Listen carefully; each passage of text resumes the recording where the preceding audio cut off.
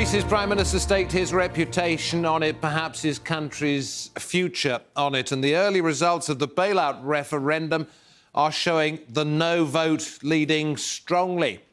Here we see casting his ballot in Athens, the Prime Minister Alexis Tsipras saying that Greece is determined to take its destiny into its own hands. Let's go to our correspondent Barnaby Phillips in Athens and Oda Abdelhamid, who's in Thessaloniki. OK, we see Barnaby there first of all. Let's go to you, Barnaby, first of all. This is pretty seismic, isn't it? We had Alexis Tsipras saying, I stake my future on this. We had leaders in Europe saying, if you vote no, you, the Greek people, then it's effectively financial suicide. So where do we stand now?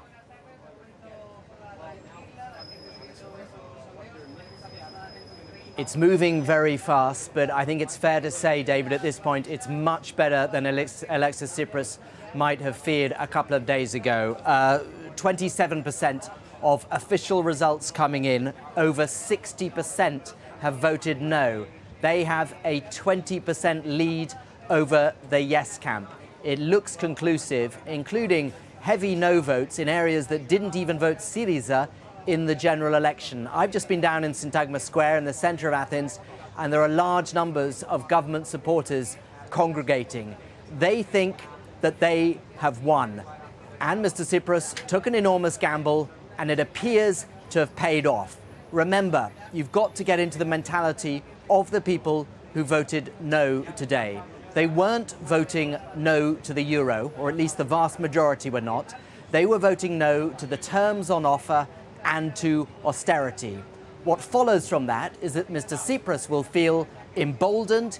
He will return to European governments who've made no secret of their distaste for him, no secret of their desire that his government should fall, and he will carry on trying to negotiate with them in a situation of extreme financial urgency, with Greek banks close to collapse. I'll bring in my guest at this point, Aristides Hatsis of the University of Athens. Aristides, a triumph for the Greek Prime Minister, Alexis Tsipras. An unexpected triumph, because every poll, including the exit polls, were a lot more negative for, supposedly the difference, the gap was very short.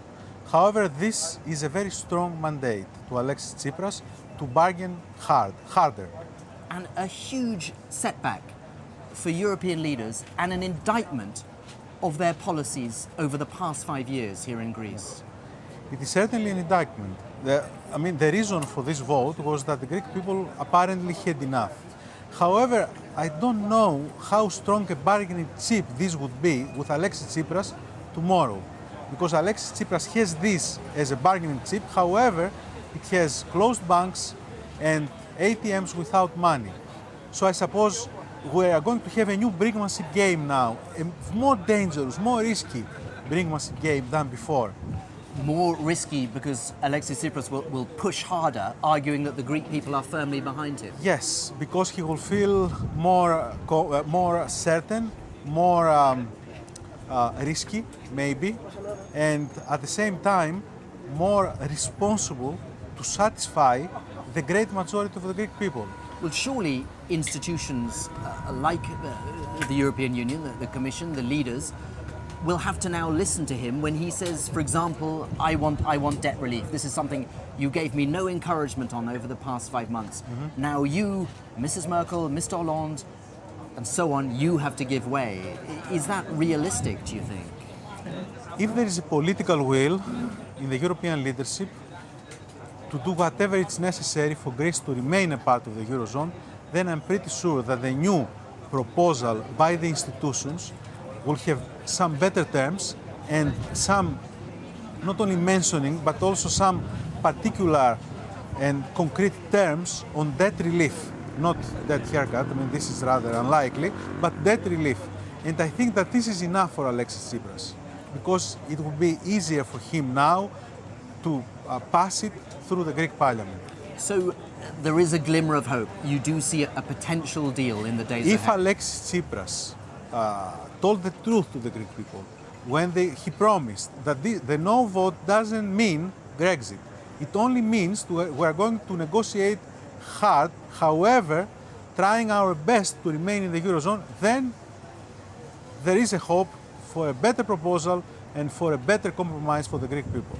One legacy of this extraordinary referendum campaign, organised at the last minute around proposals which no longer existed, is deeper divisions within Greek society, which could be dangerous in the months ahead. Unfortunately, there is a deep division. There is a schism in Greek society right now.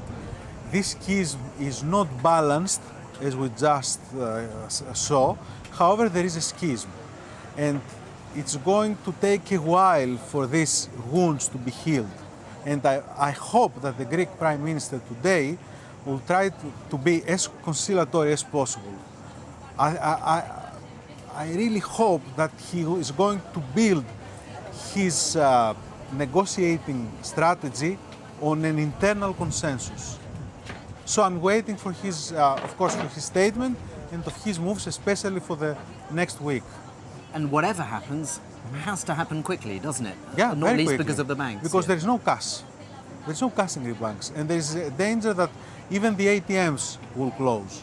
So, I mean, the clock is ticking for the Greek government, but also for the European institutions. Because if the Greek government realizes that there are no cash and there is no a possibility of a compromise, then the only option could be Brexit. Aristidis Hatsis, thank you very much. It's all very up in the air, David, on an extraordinary night in Athens. We'll bring you the latest in the coming hours.